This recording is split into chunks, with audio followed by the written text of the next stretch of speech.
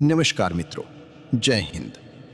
આજે હું તમને ભારતના ઇતિહાસમાંથી એક અમર વાર્તા કહેવા જઈ રહ્યો છું, જે માત્ર એક વાર્તા જ નથી, પરંતુ સત્ય અને ધર્મની સૌથી મોટી કસોટી છે. આ સૂર્યવંશી રાજા હરિશ્ચંદ્રની વાર્તા છે, જેમને વિશ્વ આજે પણ સત્યવાદીના નામથી ઓળખે છે. આ વાર્તા એટલી ઊંડી અને સ્પર્શી જાય તેવી છે, સાંભળતી વખતે તમારી આંખોમાં આંસુ અને તમારા હૃદયમાં અભિમાન એક સાથે ઉભરાઈ જશે. તો આવો, તમારા મનને એકાગ્ર કરો અને મારી સાથે એ સમયે આવો જ્યારે વ્યક્તિની જીભ તેના જીવ કરતાં વધુ મૂલ્યવાન હતી. તે લાંબા સમય પહેલાં હતો, જ્યારે પૃથ્વી પર પાપ ઓછા અને પુણ્ય વધુ હતું. ભારતની પવિત્ર ભૂમિ પર અયોધ્યા એક શહેર હતું. અયોધ્યાનો અર્થ એવો થાય છે કે જેને યુદ્ધમાં પરાજિત ન કરી શકાય. તે શહેરની સુંદરતાનું વર્ણન કરવું પણ મુશ્કેલ છે. ત્યાંના ઘરો મહેલ જેવા હતા. શેરીઓમાં હંમેશા ફૂલોની સુગંધ હતી અને હવામાં વૈદિક મંત્રોના પડઘા સંભળાતા હતા. તે શહેરના રાજા મહારાજ હરિશ્ચંદ્ર હતા. રાજા હરિશ્ચંદ્ર ઇક્ષ્વાકુ રાજવંશના હતા. એ જ વંશ કે જેમાં મર્યાદા પુરુષોત્તમ ભગવાન રામનો જન્મ પછીથી થયો હતો. રાજા હરિશ્ચંદ્રની ખ્યાતિ ત્રણેય લોકમાં ફેલાઈ ગઈ હતી. તેઓ માત્ર એક બહાદુર યોદ્ધા જ નહોતા, પણ કરુણા, ધર્મ અને સર્વોચ્ચ સત્યના જીવંત મૂર્ત સ્વરૂપ પણ હતા.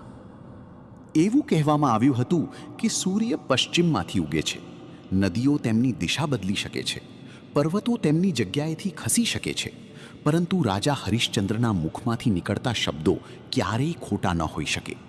તેની પ્રજા તેને એટલો પ્રેમ કરતી હતી કે તેઓ પોતાના બાળકોને રાજાની વાર્તાઓ કહીને સુવડાવી દેતા હતા. તેમના રાજ્યમાં સિંહ અને બકરી એક જ ઘાટ પર પાણી પીતા હતા, કારણ કે ત્યાં કોઈને કોઈનો ડર નહોતો. રાજા હરિશ્ચંદ્રની પત્ની રાણી તારામતી હતી, જે સુંદરતા અને ગુણોમાં દેવી લક્ષ્મી જેવી હતી. તેમને એક નાનો અને ખૂબ જ પ્રેમાળ પુત્ર હતો, જેનું નામ રોહિતાશ્વ હતું.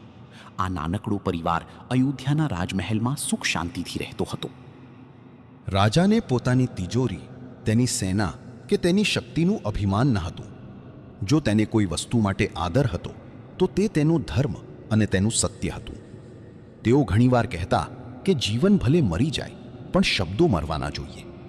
પરંતુ મિત્રો કહે છે કે જ્યારે સોનું આગમાં ગરમ થાય છે, ત્યારે જ તેની સાચી ચમક સામે આવે છે. એ જ રીતે રાજા હરિશ્ચંદ્રની સત્યતાની કસોટીનો સમય પણ નજીક આવી રહ્યો હતો. એક સમય તે સ્વર્ગ હતું. દેવરાજ ઇન્દ્રનું દરબાર સુશોભિત હતો. બધા દેવતાઓ, ગંધર્વો અને મહાન ઋષિઓ ત્યાં હાજર હતા. તે સભામાં મહર્ષિ વશિષ્ઠ અને મહર્ષિ વિશ્વામિત્ર પણ હાજર હતા. દરેક વાતચીતમાં પૃથ્વીના રાજાઓની ચર્ચા થવા લાગી. ઇન્દ્રએ પૂછ્યું કે શું મૃત્યુની દુનિયામાં, એટલે કે પૃથ્વી પર, એવો કોઈ રાજા છે જે કરી શકે, મુશ્કેલી આવે તો પણ તમારા ધર્મ અને સત્યથી ડગશો નહીં? આના પર રાજગુરુ વશિષ્ઠે રાજા હરિશ્ચંદ્રનું નામ ખૂબ આત્મવિશ્વાસ સાથે લીધું. તેણે કહ્યું, હે દેવરાજ, મારા શિષ્ય હરિશ્ચંદ્ર સત્યનું મૂર્ત સ્વરૂપ છે. તેમના માટે સત્ય ભગવાન છે. તમે તેમને ગમે તેટલી કસોટી કરો, તેઓ તેમના માર્ગમાંથી ક્યારેય ભટકશે નહીં. મહર્ષિ વશિષ્ઠના આ શબ્દો સાંભળીને મહર્ષિ વિશ્વામિત્રને થોડો ગુસ્સો આવ્યો. વિશ્વામિત્રજી ખૂબ જ ક્રોધી અને હઠીલા ઋષિ માનવામાં આવતા હતા. તેમને લાગ્યું કે વશિષ્ઠજી તેમના શિષ્યની ખૂબ પ્રશંસા કરી રહ્યા છે. સભામાં વિશ્વામિત્રે તેમને પડકાર ફેંક્યો.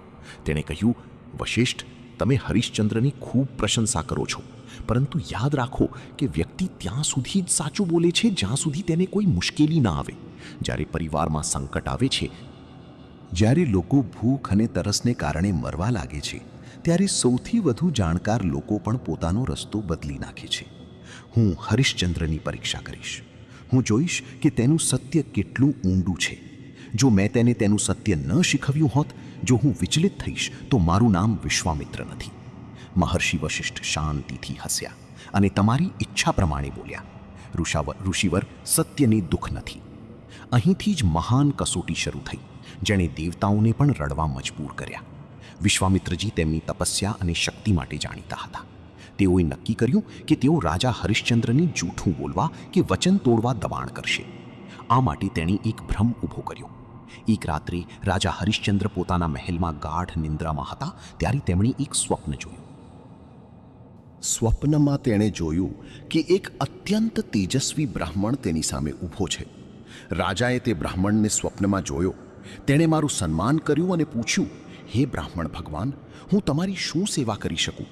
તે બ્રાહ્મણે કહ્યું, રાજા, તમે બહુ ઉદાર ગણો છો. હું જે માંગુ છું તે તમે મને આપી શકશો? રાજા હરિશ્ચંદ્ર સપનામાં પણ રાજા અને દાતા હતા. તેણે વિચાર્યા વિના કહ્યું કે મહારાજ, તમે જે માંગો તે આપવા હું તૈયાર છું. મારી પાસે જે છે તે બધું તમારું છે. બ્રાહ્મણે કહ્યું, રાજા, કૃપા કરીને વિચારો કે તમે પાછળથી પાછા ફરો. રાજાએ કહ્યું, આ રઘુકુળનો રિવાજ છે. અમે જે કહીએ છીએ તે પૂર્ણ કરીએ છીએ. તમે માટે પૂછો. ત્યારે પેલા બ્રાહ્મણે કહ્યું, રાજા, મારે તમારું સમગ્ર રાજ્ય, તમારું તિજોરી, તમારી સેના બધું જ દાનમાં જોઈએ છે. તમે આપો છો? રાજા હરિશ્ચંદ્રે સ્વપ્નમાં જ હાથ જોડીને કહ્યું, મહારાજ, મેં મારું આખું રાજ્ય તમને દાન કરી દીધું છે. રાજાએ આ વચન આપતા જ તે જાગી ગયો. સવાર થઈ ચૂકી હતી. રાજા તેના પલંગ પર બેઠો અને વિચારવા લાગ્યો કે આ કેવું વિચિત્ર સ્વપ્ન છે. તેણે પોતાનું સમગ્ર રાજ્ય દાનમાં આપી દીધું. પરંતુ પછી તેઓએ વિચાર્યું કે આ ન્યાયી છે. તે એક સ્વપ્ન હતું, થોડી વાસ્તવિકતા છે. પરંતુ રાજા હરિશ્ચંદ્ર સહમત ન હતા. તેનો અંતરાત્મા કહેતો હતો કે શબ્દ એ શબ્દ છે, ભલે તે જાગતી વખતે આપવામાં આવે કે સ્વપ્નમાં. રાજા હજુ આ જ વિચારમાં મગ્ન હતા કે અચાનક દ્વારપાલે આવીને જાણ કરી કે રાજદ્વાર પર એક અત્યંત તેજસ્વી ઋષિ પધાર્યા છે. રાજા હરિશ્ચંદ્ર તરત જ પોતાના સિંહાસન પરથી ઊભો થયો અને ઋષિને આવકારવા ખુલ્લા પગે દોડ્યો. જ્યારે તેઓએ દરવાજા તરફ જોયું તો તેઓ આશ્ચર્યચકિત થઈ ગયા. આ એ જ ઋષિ હતા જેમણે તેણે રાત્રિ સપનામાં જોયા હતા. એ બીજું કોઈ નહીં પણ મહર્ષિ વિશ્વામિત્ર પોતે હતા. રાજાએ તેના ચરણ સ્પર્શ કર્યા અને તેને આદરપૂર્વક દરબારમાં લાવ્યો. વિશ્વામિત્રજી તે સિંહાસન પર બેસવાની ના પાડી અને રાજાની સામે જોઈને કહ્યું, હરિશ્ચંદ્ર, કાલે રાત્રે તે શું કર્યું તે તને યાદ છે? રાજા હરિશ્ચંદ્રએ માથું નમાવ્યું અને નમ્રતાથી કહ્યું, હા રાશિવર, મને યાદ છે. મેં સ્વપ્નમાં મારું સર્વસ્વ તને દાન કર્યું હતું. વિશ્વામિત્રએ કઠોર સ્વરે કહ્યું, તો પછી જાગ્યા પછી તમે તમારી વાત પર પાછા જશો? શું તમે કહો છો કે તે માત્ર એક સ્વપ્ન હતું? કોર્ટમાં મૌન હતું. મંત્રીઓ અને દરબારીઓ ગભરાઈ ગયા. બધાને લાગ્યું કે રાજા કહેશે કે સપના સાચા નથી થતા. પણ હરિશ્ચંદ્ર સત્યવાદી વ્યક્તિ હતા. તેણે હાથ જોડીને કહ્યું, ના ઋષિવર, મેં સ્વપ્નમાં આપેલું વચન મારા માટે એટલું જ સાચું છે જેટલું મેં જાગતા સમયે આપેલું વચન. શબ્દનું સત્ય આત્મામાં રહે છે અને આત્મા ક્યારેય સૂતો નથી. જો મેં તમને રાજ્ય દાન કર્યું છે તો હવેથી આ રાજ્ય તમારું છે. વિશ્વામિત્રને મનમાં આશ્ચર્ય થયું, પણ તેણે પરીક્ષા લેવી પડી. તેણે કહ્યું, ઠીક છે રાજા, જો આ રાજ્ય મારું છે તો હવે તમે આ સિંહાસન પર નહીં બેસી શકો. તમે તરત જ તાજ દૂર કરો અને રાજ્યની સત્તા મને સોંપો. રાજા હરિશ્ચંદ્રે એક ક્ષણનો પણ વિલંબ કર્યો નહીં. તેણે પોતાના માથા પરથી ભારે મુગટ ઉતારીને વિશ્વામિત્રના ચરણોમાં મૂક્યો. તેણે પોતાના શાહી વસ્ત્રો છોડી દીધા અને સાદા વસ્ત્રો પહેરવા સંમત થયા. આખો દરબાર આંસુઓથી ભરાઈ ગયો. લોકો રડવા લાગ્યા કે તેમના પિતા જેવા છે રાજા આજે ભિખારી બની રહ્યો છે. પરંતુ વાર્તા અહીં સમાપ્ત થઈ નથી. આ તો માત્ર શરૂઆત હતી.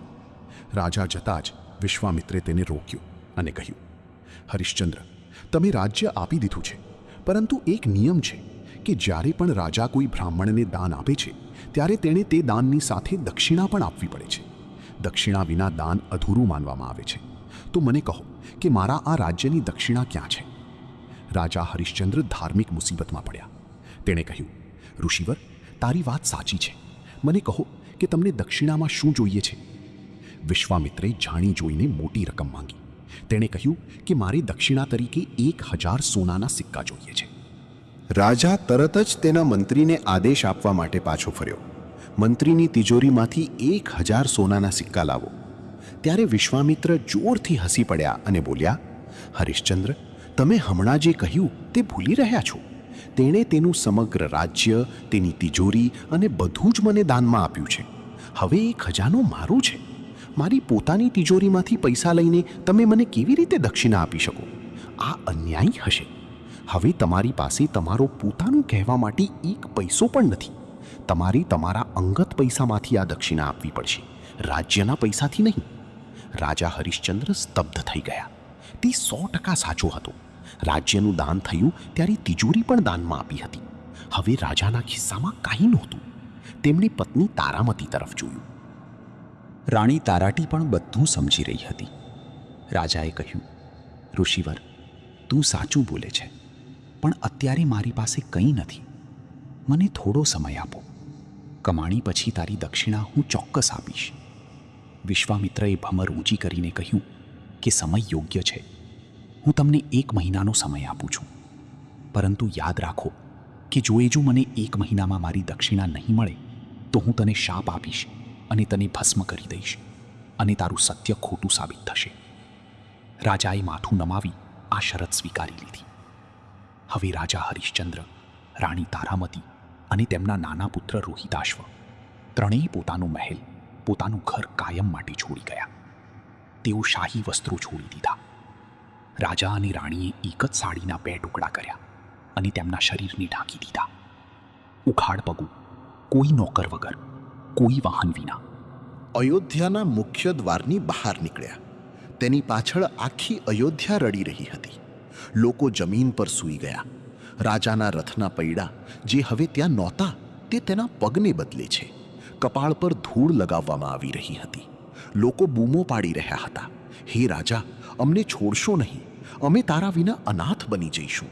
જો તમે જતા હો તો અમને તમારી સાથે લઈ જાઓ. રાજા હરિશ્ચંદ્રની પણ આંખોમાં આંસુ હતા, પણ તેણે પોતાના વિષયોને સમજાવ્યા. તેમણે કહ્યું, મારા પ્રિય દેશવાસીઓ, આ મારો ધર્મ છે, સત્યનું રક્ષણ કરવા માટે. આ માટે મારે જવું પડશે. જો હું આજે પાછળ હટીશ તો આવનારી પેઢીઓ કહેશે કે હરિશ્ચંદ્ર કાયર હતો. તમે લોકો નવા રાજા વિશ્વામિત્રની સેવા કરો, આ મારી આજ્ઞા છે. બહુ મુશ્કેલીથી તેણે વિષયો પરત કર્યા અને ત્રણેય જીવો અજાણ્યા રસ્તે ચાલ્યા ગયા. તેની સફર ઘણી મુશ્કેલ હતી. પગ જે એક સમય ફૂલોના પલંગ જેવા હતા, જમીન પર પડ્યા વિના, આજે તેઓ કાંટા અને પથ્થરો પર ચાલતા હતા. કઠોર સૂર્ય તેમને બાળી રહ્યો હતો. ભૂખ અને તરસ તેમને પરેશાન કરી રહી હતી. નાનો રોહિતાશ્વ વારંવાર માતાને પૂછે છે, આપણે ક્યાં જઈ રહ્યા છીએ? હું ભૂખ્યું છું, મારે પાણી જોઈએ છે. રાણી તારામતી તેના આંસુ છુપાવીને તેણે માંગેલી સૂકી રોટલી તેને ખવડાવવાનો પ્રયત્ન કરતી, અથવા ક્યારેક માત્ર પાણી પીને રાત પસાર કરવી પડતી.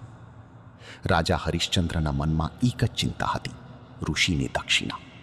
તેણે 1 મહિનામાં 1000 સોનાના સિક્કા કમાવવા હતા. પણ ક્યાંથી? તે સમયે કાશી અને વારાણસીને ભગવાન શિવનું શહેર માનવામાં આવતું હતું અને એવું કહેવામાં આવતું હતું કે કાશી પૃથ્વીનો ભાગ નથી, તે શિવના ત્રિશૂળ પર આરામ કરે છે. તેથી વિશ્વામિત્રને આપેલું રાજ્ય દાન કરવાનો નિયમ કાશીને લાગુ પડતો ન હતો. રાજાએ નક્કી કર્યું કે તે કાશી જશે અને ત્યાં ઋષિનું ઋણ ચૂકવવા માટે કોઈ કામ શોધી લેશે. ઘણા દિવસોની કઠિન યાત્રા કરીને ત્રણેય જણ ભૂખ અને તરસથી પીડાતા પગમાં ફોલ્લાઓ સાથે કાશી પહોંચ્યા. કાશીના ઘાટ, માતા ગંગાની લહેરો અને મંદિરોના ઘંટ બધું જ ખૂબ પવિત્ર હતું. પણ રાજાના માથા પર દેવાની તલવાર લટકી રહી હતી. અમે કાશી પહોંચ્યા ત્યાં સુધીમાં મહિનો પૂરો થવાનો હતો. રાજા ખૂબ જ ચિંતિત હતા. તેઓ બજારમાં ઊભા રહીને કામ કરે છે. તેઓ માંગે છે, પરંતુ કોઈ તેમને કામ આપતું નથી. કેટલાક તેને ભિખારી માનતા હતા તો કેટલાક તેને પાગલ માનતા હતા. કોઈ માનતું નથી કે તે અયોધ્યાના મહારાજા છે. અને પછી કાર્યકાળ પૂર્ણ થવાનો દિવસ આવ્યો કે તરત જ મહર્ષિ વિશ્વામિત્ર પણ ત્યાં પ્રગટ થયા. આવતાં જ તેણે મોટેથી કહ્યું કે હરિશ્ચંદ્રનો મહિનો પૂરો થયો, સાંજ પડવાની તૈયારીમાં છે, તો લાવો મારી દક્ષિણા. જો મને સૂર્યાસ્ત સુધીમાં મારા સોનાના સિક્કા ન મળે તો મારા શ્રાપ માટે તૈયાર રહેજો. રાજા હરિશ્ચંદ્ર ધ્રુજ્યા. તેણે હાથ જોડીને કહ્યું, ઋષિવર, દિવસ આથમવાને હજુ થોડો સમય બાકી છે. આજે સાંજ સુધીમાં હું ચોક્કસ તમારું ઋણ ચૂકવીશ. બસ મને થોડો વધુ સમય આપો.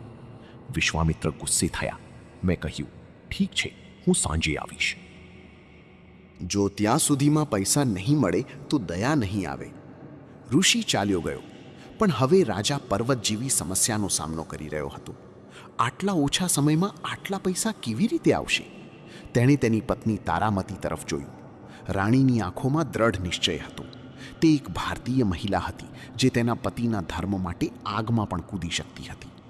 તરાટીએ આગળ આવીને રાજાનો હાથ પકડીને કહ્યું, મહારાજ, શા માટે ચિંતા કરો છો? તમારા સત્યના રક્ષણ માટે મારે મારી જાતને વેચવી પડે તો પણ હું તૈયાર છું. તમે મને બજારમાં વેચી દો અને એમાંથી મળેલા પૈસાથી ઋષિનું દેવું ચૂકવો. રાજા હરિશ્ચંદ્ર આ સાંભળીને સ્તબ્ધ થઈ ગયા. તેનું હૃદય તેના મોં સુધી પહોંચ્યું.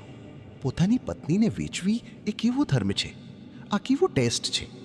તેણે રડતા કહ્યું, તારા, તું શું બોલે છે? હું મરી જઈશ પણ તને વેચી નહીં શકું. રાણીએ તેને સમજાવ્યું, સ્વામી, દેહ નશ્વર છે. એક દિવસ તે કોઈ પણ રીતે અદૃશ્ય થઈ જશે. પણ જો તમારું વચન ભંગ થશે તો સત્યની બદનામી થશે. દુનિયા કહેશે કે રાજા હરિશ્ચંદ્રે પત્નીના આસક્તિને કારણે ધર્મ છોડી દીધો હતો. હું શપથ લઉં છું, અચકાવ નહીં, મને વેચો. રાજાના હૃદયના તાંતણા ફડાતી રહ્યું હતું, પરંતુ સમય પસાર થઈ રહ્યો હતો અને ઋષિનો શ્રાપ સમગ્ર સૃષ્ટિને બાળી શકે છે. પથ્થર હૃદયથી રડતા રાજા હરિશ્ચંદ્ર તેની પત્નીને કાશીના બજારમાં લઈ ગયા, જ્યાં ગુલામો વેચાતા હતા. તે દ્રશ્ય વિશે જરા વિચારો. એક રાજા તેની રાણીને બોલાવે છે. લો ભાઈ, દાસી લઈ લો. ઘરકામ કરનાર સ્ત્રીને લો. રાજાની જીભ હચમચી રહી હતી. મારી આંખોમાંથી ગંગા અને યમુના વહેતી હતી. એક વૃદ્ધ બ્રાહ્મણ બજારમાં આવ્યો. તેને ઘરના કામ માટે નોકરાણીની જરૂર હતી. તેણે રાણી તારામતીને જોયા અને તેની બોલી લગાવી. સોદો થયો અને તે બ્રાહ્મણ રાણીને ખરીદવા સંમત થયો. પણ તેણે આપેલા પૈસાથી ઋષિનું ઋણ ચૂકવવાનું હતું. ચૂકવવા માટે પૂરતું ન હતું. તેમ છતાં સોદો થયો હતો. હવે ભાગ લેવાનો સમય હતો. રાણી તારામતી જવા લાગી, પરંતુ નાનું રોહિતાશ્વ તેની માતાને છોડવા તૈયાર ન હતો. તે તેની માતાની સાડી પકડીને રડવા લાગ્યો. માં, મને પણ તારી સાથે લઈ જા. હું તમારા વિના જીવી શકતો નથી. એ બ્રાહ્મણ ક્રૂર હતો. તેણે કહ્યું કે મેં હમણાં જ આ કરી સ્ત્રીને ખરીદી લીધી, બાળકને નહીં. પરંતુ બાળકને રડતું જોઈને અને રાણીની પ્રાર્થના સાંભળીને બ્રાહ્મણે થોડા વધુ પૈસા આપીને રોહિતાશ્વ ખરીદ્યું. આ રીતે રાણી તારામતી અને રાજકુમાર રોહિતાશ્વ બંને વેચાઈ ગયા. રાજા હરિશ્ચંદ્ર એકલા ઊભા રહી ગયા. તેની પત્ની અને બાળકો તેનાથી દૂર જઈ રહ્યા હતા અને તે તેમને રોકી પણ શકતો ન હતો. ના કરી શક્યા. હવે રાજા પાસે થોડા પૈસા હતા, પરંતુ તે હજુ પણ ઋષિ દ્વારા માંગવામાં આવેલી રકમ કરતાં ઓછી હતી. રાજાને લાગ્યું કે હવે બધું પૂરું થઈ જશે. ત્યારે વિશ્વામિત્ર ફરીથી ત્યાં આવ્યા અને પૂછ્યું, આ શું છે? આ સંપૂર્ણ દક્ષિણા નથી. બાકીના પૈસા ક્યાં છે? સૂર્યાસ્ત થવામાં હજુ થોડી જ ક્ષણો બાકી છે. રાજાએ આકાશ તરફ જોયું. હવે તેની પાસે પોતાના સિવાય વેચવા માટે કંઈ બચ્યું ન હતું.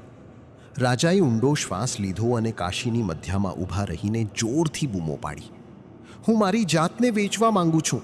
ત્યાં કોઈ છે જે મને ખરીદી શકે છે? જે યોગ્ય કિંમત ચૂકવશે, હું જીવનભર તેનો ગુલામ બનીશ, રહીશ. રાજાના અવાજમાં એટલી બધી પીડા અને એટલું સત્ય હતું કે બજાર થંભી ગયું. એટલામાં એક ચાંડાલ શ્મશાનનો રક્ષક ત્યાં આવ્યો. તેનું નામ કાલુ હતું. તે ભયાનક દેખાતો હતો. મોટી લાલ આંખો, કાળા કપડાં અને હાથમાં લાકડી. તેણે રાજાને કહ્યું, અરે, મારે શ્મશાનમાં કામ કરવા માટે એક માણસની જરૂર છે જે મૃતકોના કફન એકઠા કરી, ટેક્સ લઈ શકી છે અને વસૂલ કરી શકી છે. શું તમે આ કામ કરશો?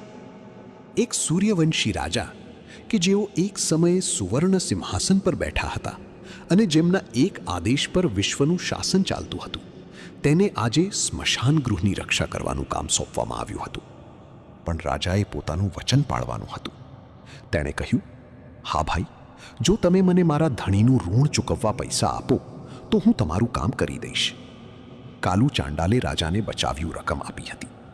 રાજાએ તરત જ તે બધા પૈસા વિશ્વામિત્રજીના ચરણોમાં મૂકી દીધા અને કહ્યું, ઋષિવર, તમારી દક્ષિણા પૂર્ણ થઈ ગઈ છે. હવે હું તમારા યુદ્ધમાંથી મુક્ત થયો છું. વિશ્વામિત્ર પૈસા લઈને ત્યાંથી ચાલ્યા ગયા. પણ જતી વખતે તેની આંખોમાં પણ હરિશ્ચંદ્ર માટે એક વિચિત્ર આદર હતો.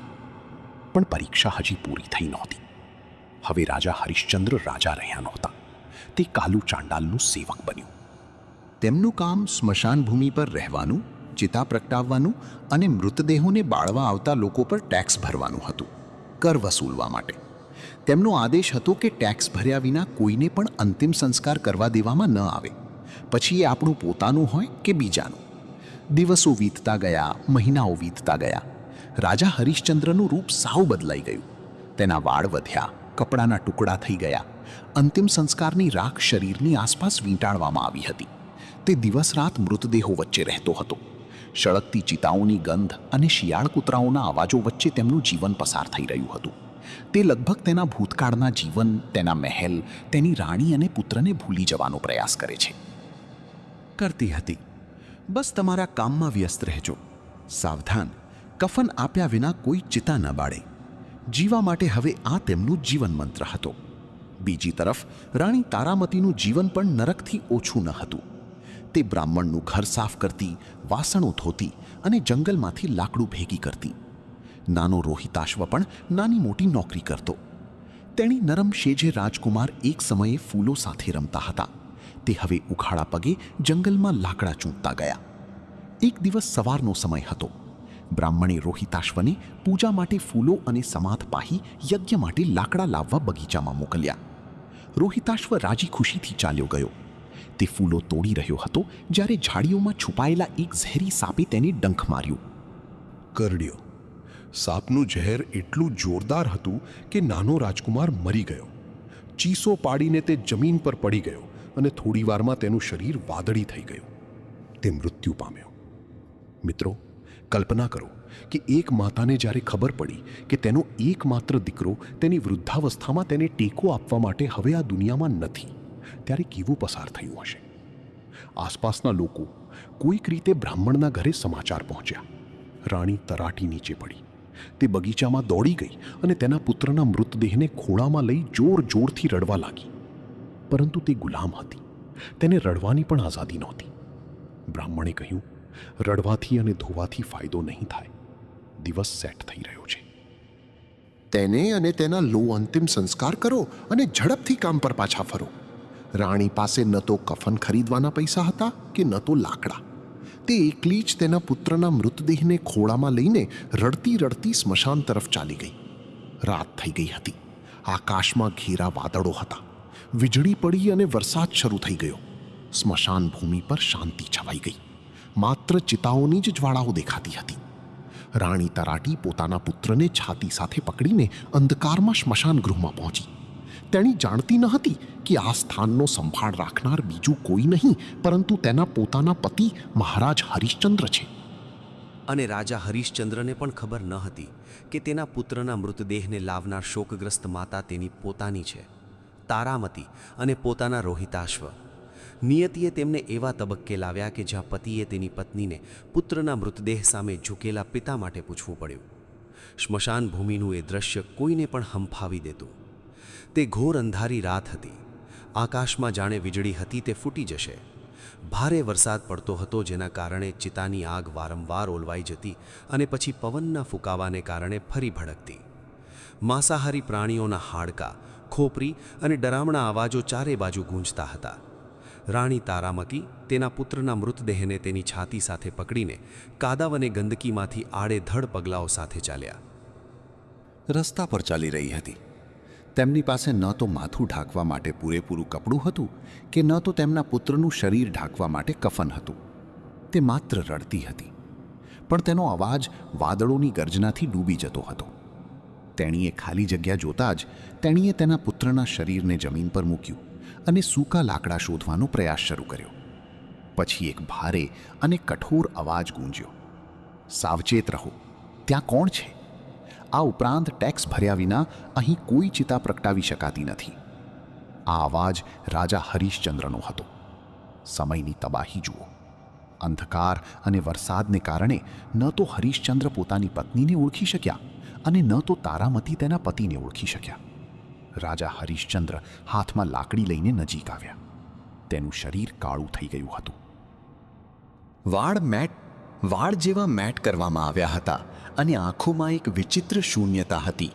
તેણે કઠોરતાથી કહ્યું, હે દેવી, તમે જે પણ છો, શું તમે નિયમો નથી જાણતા?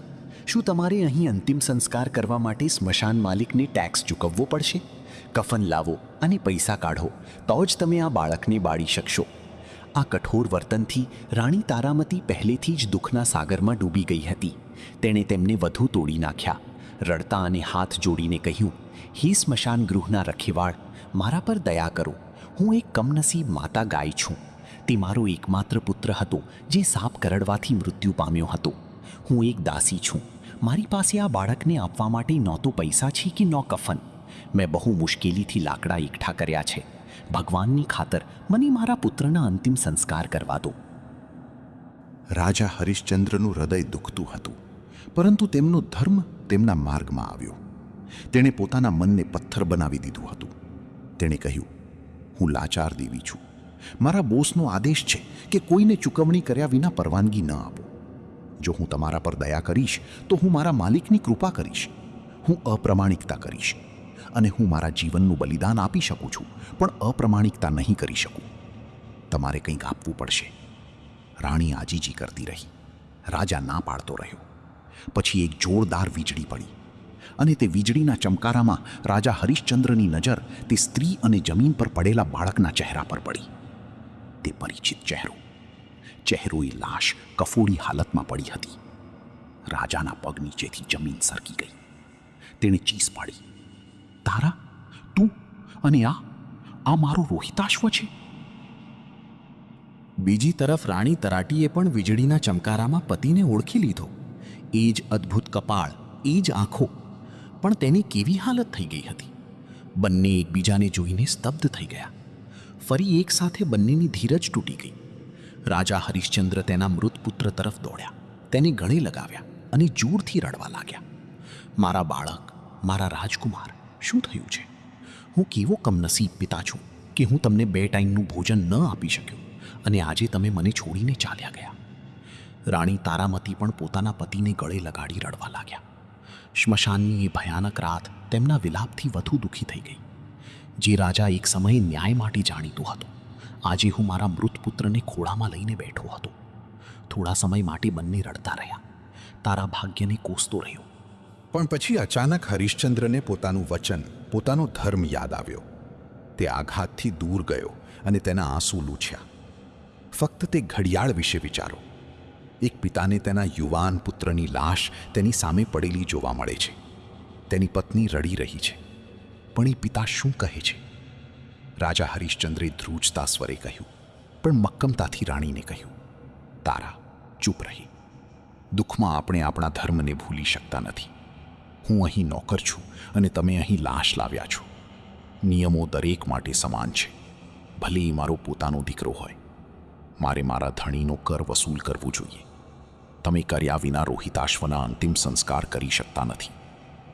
રાણી તારામતી સ્તબ્ધ રહી ગયા. તેણે કહ્યું, સ્વામી, તમે શું કહો છો? આ તમારો પોતાનો દીકરો છે. અમારી પાસે કંઈ નથી. તમે આ જાણો છો.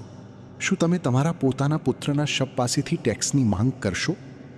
રાજાએ તેની છાતી પર પથ્થર મૂક્યો અને કહ્યું, હા તારા, જો આજે હું મારા પુત્રના પ્રેમમાં નિયમો તોડીશ તો સત્યનો પરાજય થશે. દુનિયા કહેશે કે રાજા હરિશ્ચંદ્રનું સત્ય સુખી દિવસોમાં સાથીદાર જ હતું. મને માફ કરજો, પણ તારે કરવું પડશે. રાણી તરાટી સમજી ગયા કે તેમના પતિ સત્યના કયા શિખર પર ઊભા છે. તેણીએ તેની સાડીના પલ્લુ તરફ જોયું. તેણે માત્ર આ કપડું આપવાનું હતું જે તેના શરીરને ઢાંકતું હતું. ભારતીય સંસ્કૃતિમાં સ્ત્રી માટે તેણીની નમ્રતા અને તેણીના કપડાં બધું જ છે. પણ અહીં ધર્મના રક્ષણનો પ્રશ્ન હતો. રાણીએ રડતા કહ્યું, ઠીક છે સ્વામી, આ સત્યની કિંમત હશે તો હું ચૂકવીશ. મારી પાસે પૈસા નથી, પણ મારી પાસે આ સાડી છે. હું તેને અડધું ફાડીને તને કર તરીકે આપું છું. રાણી તારામતીએ સાડી ફાડવા માટે હાથ ઊંચો કર્યો કે તરત જ આખું બ્રહ્માંડ ધ્રુજી ઉઠ્યું. ધરતી ધ્રુજવા લાગી. આકાશમાં પ્રલયની જેમ ગર્જના થઈ. આ બલિદાન અને સત્યના ત્યાગનું પરાકાષ્ઠા હતું, જેને જોઈને દેવતાઓ તેના આંસુ પણ રોકી ન શક્યા. બરાબર એ જ ક્ષણે જ્યારે રાણી સાડી ફાડવાની હતી, એક દિવ્ય પ્રકાશ દેખાયો.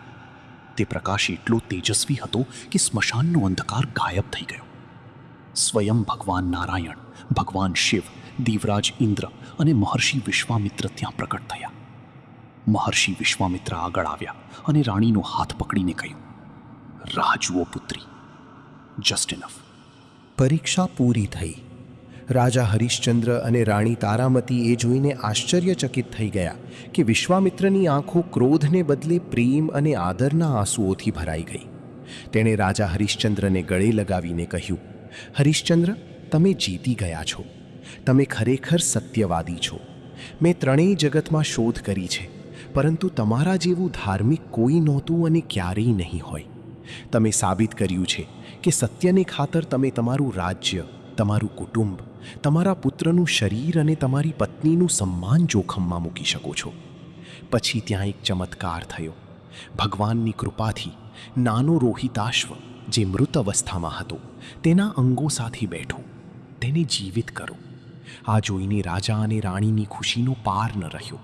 તે દોડીને તેના બાળકને ગળે લગાડ્યો. આકાશમાંથી પુષ્પો વરસવા લાગ્યા.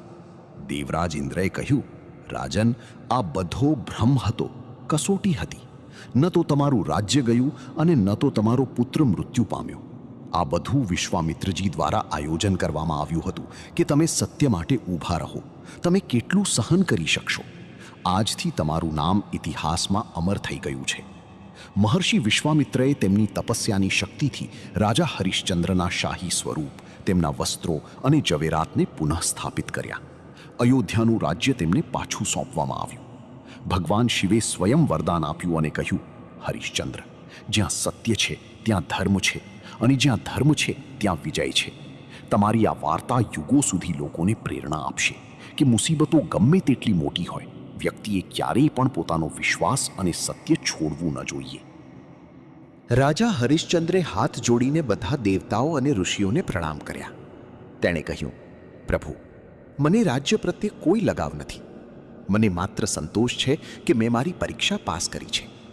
પણ મારી એક પ્રાર્થના છે કે જો મારા સત્યમાં થોડી પણ શક્તિ હોય તો મારા વિયોગમાં જે લોકોએ આટલું બધું સહન કર્યું છે તેમને સુખ અને શાંતિ મળે.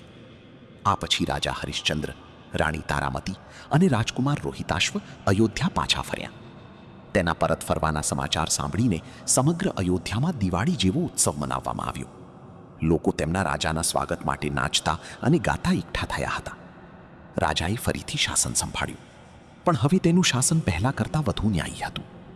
એવું કહેવાય છે કે રાજા હરિશ્ચંદ્રએ હજારો વર્ષો સુધી શાસન કર્યું અને અંતે તેમના સત્યના પ્રભાવથી તેઓ ભૌતિક શરીર સાથે મૃત્યુ પામ્યા.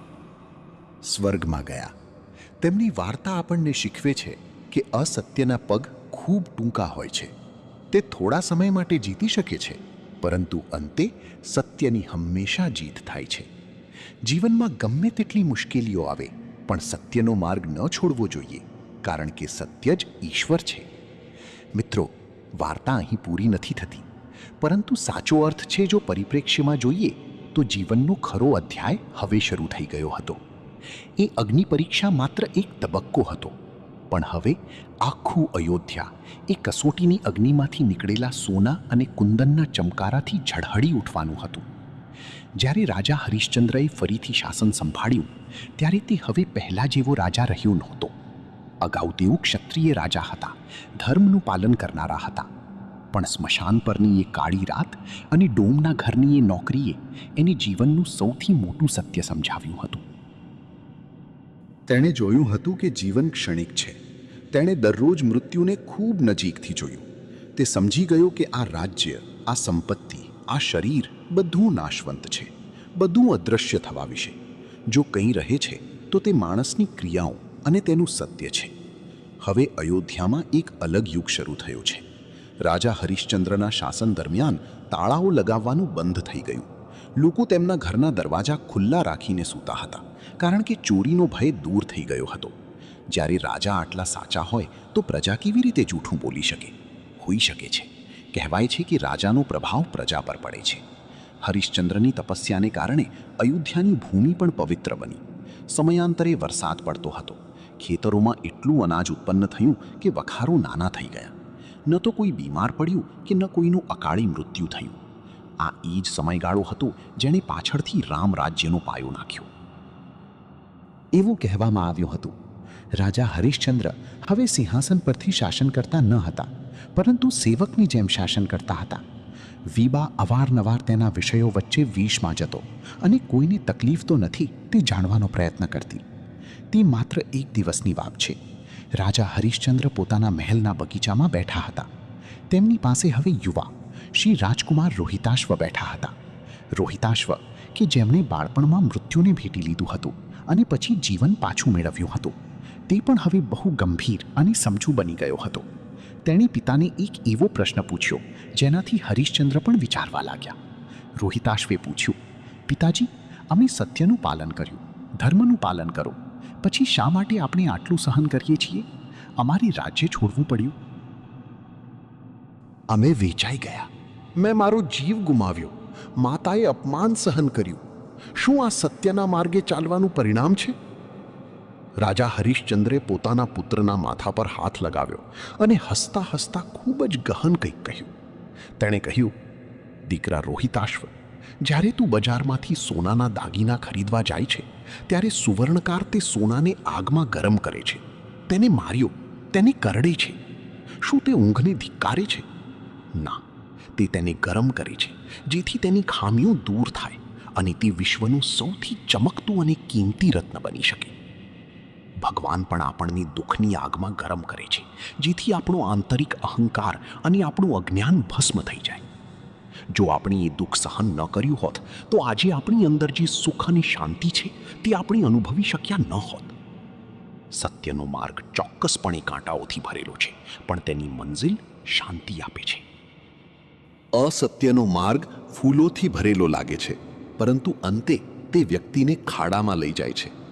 સમયનું પૈડું પોતાની ગતિએ ફરતું રહ્યું. વર્ષો વીતી ગયા. રાજા હરિશ્ચંદ્ર અને રાણી તરાટી હવે વૃદ્ધ થઈ ગયા હતા. તેના વાળમાં ચાંદી ચમકવા લાગી, પરંતુ તેમના ચહેરા પરનો ગુસ્સો તેમને વધુ ઉશ્કેરતો હતો. તેમણે પોતાનું સમગ્ર જીવન લોકોની સેવામાં સમર્પિત કર્યું હતું. રાજકુમાર રોહિતાશ્વ હવે વહીવટ સંભાળવા માટે સંપૂર્ણ સક્ષમ હતા. એક દિવસ રાજા હરિશ્ચંદ્ર પોતાના દરબારમાં બેઠા હતા. ત્યારે અચાનક આકાશમાં એક દિવ્ય અવાજ ગુંજ્યો. આખું દરબાર રોશનીથી ભરાઈ ગયો. બધાએ ઉપર જોયું અને જોયું એક ખૂબ જ વિશાળ અને સુંદર વિમાન વાદળોમાંથી નીચે ઉતરી રહ્યું છે. આ કોઈ સામાન્ય વિમાન ન હતું. આ સ્વર્ગીય વિમાન હતું જે દેવરાજ ઇન્દ્ર દ્વારા જ મોકલવામાં આવ્યું હતું.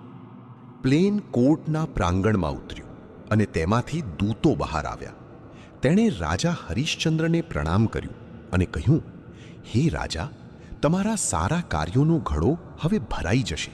પહેલેથી જ થયું છે. પૃથ્વી પર તમારો સમય પૂરો થઈ ગયો છે. તમે સત્ય અને ધર્મનું જે ઉદાહરણ આપ્યું છે તે માટે ભગવાન ઇન્દ્ર અને પરમપિતા બ્રહ્માએ હંમેશા તમને તમારા શરીર સાથે સ્વર્ગમાં આવવાનું આમંત્રણ મોકલ્યું છે. ચાલ, આ પ્લેન તમને લેવા આવ્યું છે. આ સાંભળીને સમગ્ર સભામાં ખુશીની લહેર દોડી ગઈ, પરંતુ તે જ સમયે તે ઉદાસી હતી કે તેના પ્રિય રાજા હવે તેમને છોડીને જઈ રહ્યા છે. રાણી તારામતી અને રોહિતાશ્વની આંખોમાં આંસુ હતા. સ્વર્ગમાં જવું એ દરેક જીવનું અંતિમ લક્ષ્ય છે અને રાજા જીવતા હતા ત્યારે આ સૌભાગ્ય મેળવતા હતા. પણ મિત્રો, વાર્તામાં અસલી વળાંક આવવાનો બાકી હતો. રાજા હરિશ્ચંદ્ર, જે સત્યવાદી તેમજ દયાળુ રાજા હતા, સ્થળ પરથી ઊભો થયો. તેણે તે વિમાન જોયું. પછી તેણે તેના રડતા વિષયોને જોયા. કોર્ટની બહાર હજારો લોકો એકઠા થયા હતા. વૃદ્ધો, બાળકો, યુવાનો, બધાની આંખોમાં એક જ પ્રશ્ન હતો કે હવે આપણું શું થશે? રાજા હરિશ્ચંદ્રનું હૃદય આનંદથી ભરાઈ ગયું. તેણે દૂતોને એક પ્રશ્ન પૂછ્યો જેનાથી દેવતાઓ પણ આશ્ચર્યચકિત થઈ ગયા. રાજાએ પૂછ્યું, હે દેવદૂતો, હું સ્વર્ગમાં જવા તૈયાર છું, પણ મારો આ વિષય પણ મારી સાથે જશે. આ લોકો મારા બાળકો જેવા છે. મેં તેમને વચન આપ્યું હતું કે હું તેમને જીવનભર સાથ આપીશ. જો હું તેમને અહીં દુઃખ વચ્ચે છોડીને એકલો સ્વર્ગમાં જઈશ તો મારો રાજધર્મ અધૂરો રહી જશે. શું આ પ્લેનમાં મારી સાથે આખા અયોધ્યા શહેર માટે જગ્યા છે? દૂતો ચોંકી ગયા. તેણે કહ્યું, રાજન, આ અશક્ય છે. પુણ્યકર્મ ધરાવનાર જ સ્વર્ગમાં જઈ શકે છે. તમે તમારી તપસ્યા અને સત્યથી આ સ્થાન પ્રાપ્ત કર્યું છે. તમારા વિષયોમાં તમામ પ્રકારના લોકો છે. કેટલાક સારા, કેટલાક ખરાબ, કેટલાક પાપી. દરેકના કર્મ જુદા હોય છે. તેઓ તમારી સાથે સ્વર્ગમાં જઈ શકતા નથી. તેમને તમારામાં કર્મો અનુસાર અહીં પૃથ્વી પર રહીને જીવન મરણનું ચક્ર પૂર્ણ કરવાનું હોય છે. તમે જાઓ, આ પ્લેન ફક્ત તમારા માટે છે. રાજા હરિશ્ચંદ્રે તરત જ સ્વર્ગમાં જવાની ના પાડી.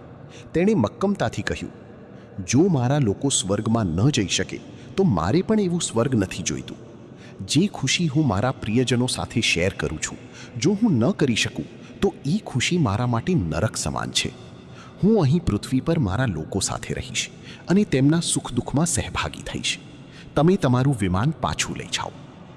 વિચારો મિત્રો, તમારી સામે સ્વર્ગ ઊભું છે, વેદનામાંથી મુક્તિ પ્રતીક્ષા કરે છે, પરંતુ એક રાજા તેને ફક્ત એટલા માટે નકારી રહ્યો છે કારણ કે તે તેની પ્રજાની પાછળ છોડવા માંગતો નથી. આની કહેવાય સાચું નેતૃત્વ. આની કહેવાય વાસ્તવિક બલિદાન. દૂતોએ રાજાને ઘણું સમજાવ્યું, પણ હરિશ્ચંદ્ર પોતાની વાત પર અડગ રહ્યા. વાત દેવરાજ ઇન્દ્ર સુધી પહોંચી. રાજાની આ જીદ જોઈને ઇન્દ્ર પણ ડરી ગયો. તેણે તરત જ ત્યાં હાજર થઈને કહ્યું, હરિશ્ચંદ્ર, તું શું દુષ્કર્મ કરે છે? આ કુદરતના નિયમ વિરુદ્ધ છે. દરેક વ્યક્તિ પોતાના કર્મોનું ફળ ભોગવે છે. શા માટે તમે તેમના પાપોનો બોજ તમારા પર લાવો છો? રાજા હરિશ્ચંદ્રે હાથ જોડીને ઇન્દ્રને કહ્યું, દેવરાજ, જ્યારે મેં રાજ્યાભિષેક વખતે શપથ લીધા ત્યારે મેં કહ્યું હતું કે રાજા પણ પ્રજાના પાપો અને પુણ્યમાં ભાગીદાર છે. જો તેમના પુણ્ય મારા છે તો તેમના પાપ પણ મારા છે. તમે આ બધામાં મારા ગુણો વહેંચો છો. મારી પાસે જે પણ તપશક્તિ છે તે તમે લઈ શકો છો. તે લો અને બદલામાં મારા લોકોને મારી સાથે સ્વર્ગમાં જવા દો. જો આપણે બધા એક દિવસ માટે પણ સાથે સ્વર્ગમાં જઈ શકીએ તો હું તે સ્વીકારીશ, પણ હું એકલો નહીં જઈશ. રાજાનું આ સમર્પણ જોઈને ત્રિમૂર્તિ બ્રહ્મા, વિષ્ણુ અને મહેશ પણ ખુશ થઈ ગયા. આકાશમાંથી અવાજ આવ્યો, ધન્ય હરિશ્ચંદ્ર, તમે આજે ફરી જીત હાંસલ કર્યા છે. તમે કરુણા પસંદ કરી, જોડાણ નહીં. તમારી મનોકામના પૂર્ણ થશે. કહેવાય છે કે રાજા હરિશ્ચંદ્રની તપસ્યા અને તેમના ગુણોના પ્રભાવથી તે દિવસે એક ચમત્કાર થયો હતો. અયોધ્યાના એ તમામ લોકો જેમને રાજામાં સાચી શ્રદ્ધા હતી, તેઓ પણ રાજા સાથે વિમાનમાં બેસીને સ્વર્ગ તરફ ગયા. ઇતિહાસમાં આ એકમાત્ર ઘટના માનવામાં આવે છે જ્યારે કોઈ રાજા પોતાની આખી રાજધાની લઈને વૈકુંઠ સ્વર્ગમાં ગયો હતો. પણ રાહ જુઓ, આ વાર્તામાં એક બીજો ઊંડો સંદેશ છુપાયેલો છે જે આજના કળિયુગમાં આપણને ઘણું શીખવે છે. જ્યારે રાજા હરિશ્ચંદ્ર સ્વર્ગમાં જઈ રહ્યા હતા ત્યારે મહર્ષિ નારદ તેમને રસ્તામાં મળ્યા. એવું નારદજીને લાગ્યું હરિશ્ચંદ્રને તેમના મહાન કાર્ય પર અભિમાન ન થવું જોઈએ, કારણ કે અભિમાન સદ્ગુણોનો નાશ કરે છે. નારદજીએ વિમાન રોકીને રાજાને પૂછ્યું, હરિશ્ચંદ્ર, તમે ખરેખર મહાન છો, પણ મને એક વાત કહો, તમે પૃથ્વી પર આટલું બધું સહન કર્યું તો વિશ્વામિત્રએ તમારી આટલી કસોટી કેમ કરી? શું તમે ક્યારેય તેમના પ્રત્યે ગુસ્સો અનુભવ્યો નથી? શું તમને નથી લાગતું કે તેઓએ તમારી સાથે અન્યાય કર્યો? આ એક મુશ્કેલ પ્રશ્ન હતો. જો રાજાએ કહ્યું હોત કે હા, મને ગુસ્સો આવ્યો છે અથવા તેણે કંઈક ખોટું કર્યું છે, તો તે અપશબ્દો બોલ્યો હોત અને સ્વર્ગના દરવાજા બંધ થઈ ગયા હોત. અને જો તેણે કહ્યું હોત કે ના, બધું બરાબર છે, તો કદાચ તેના હૃદયમાં થોડી પણ પીડા રહી ગઈ હોત. તો તે ખોટું હતું. રાજા હરિશ્ચંદ્રે હસીને ખૂબ નમ્રતાથી જવાબ આપ્યો. તેણે કહ્યું, દેવર્ષિ, હું મહર્ષિ વિશ્વામિત્રનો આભારી છું. જો તેણે મારી કસોટી ન કરી હોત તો હું મારી સાચી શક્તિ જાણી શક્યો ન હોત. તેઓએ મને તોડ્યો નથી, તેઓએ મને બનાવ્યો છે. જેમ કુંભાર માટીને પીટીને સુંદર ઘડો બનાવે છે, એ જ રીતે ગુરુ વિશ્વામિત્રે મને તકલીફ આપીને સુધારી છે. મને તેના માટે માત્ર આદર છે, કોઈ દ્વેષ નથી. રાજાનો આ જવાબ સાંભળીને નારદજીએ પણ પ્રણામ કર્યા. તેણે સ્વીકાર્યું કે હરિશ્ચંદ્ર માત્ર ક્રિયામાં જ નહીં પણ મન અને વાણીમાં પણ સંપૂર્ણ શુદ્ધ થઈ ગયા છે. આ રીતે રાજા હરિશ્ચંદ્ર તેમની પત્ની તરાટી, પુત્ર રોહિતાશ્વ અને તેમની પ્રિય પ્રજા સાથે પરમધામ ગયા. મિત્રો, આ વાર્તા આપણને શું શીખવે છે? આજના જમાનામાં જ્યારે આપણે નાની નાની બાબતોમાં જૂઠ બોલીએ છીએ, પોતાના ફાયદા માટે બીજાને છેતરીએ છીએ, ત્યારે રાજા હરિશ્ચંદ્રનું પાત્ર આપણી સામે એક મશાલની જેમ ઊભું રહે છે. એક સત્યની શક્તિ. સત્ય પરેશાન થઈ શકે છે પણ પરાજિત થઈ શકતું નથી. રાજા હરિશ્ચંદ્રએ સર્વસ્વ ગુમાવ્યું, પણ સત્ય ન છોડ્યું. અને અંતે એ જ સત્યએ તેઓને જે ગુમાવ્યું હતું તે બધું પાછું આપ્યું. હકીકતમાં તેને તેના કરતાં 1000 ગણું વધુ મળ્યું. 2. ધીરજ અને સહનશીલતા. જીવનમાં ખરાબ સમય આવે ત્યારે ગભરાવું જોઈએ નહીં. રાજા સ્મશાનમાં દાસીનો પતિ બન્યો, પરંતુ તેણે ક્યારેય ભગવાન કે તેના ભાગ્યની શાપ ના આપ્યો. તેણે ધીરજ રાખી કે આ પણ પસાર થશે. 3. હું ઈમા કર્મનું મહત્વ. આપણે જે કરીએ છીએ તે આપણી સાથે જાય છે. રાજાની સંપત્તિ, મહેલ, સૈન્ય બધું અહીં જ રહ્યું, પરંતુ તેનું સત્ય તેની સાથે ગયું અને તેને અમર કરી દીધું. 4. નિસ્વાર્થ પ્રેમ. રાજાને તેની પ્રજા માટે જે પ્રેમ હતો તે આપણને શીખવે છે કે વાસ્તવિક નેતા અથવા વડા તે છે જે ફક્ત પોતાના નહીં પણ દરેકના કલ્યાણ વિશે વિચારે છે. તો મિત્રો, આ હતું મહાન રાજા હરિશ્ચંદ્રની અમરગાથા. આશા છે કે આ વાર્તા તમારા હૃદયને સ્પર્શશે અને તમારી અંદર પણ સત્યની નવી જ્યોત પ્રગટાવશે. યાદ રાખો, તમે જીવનમાં ગમે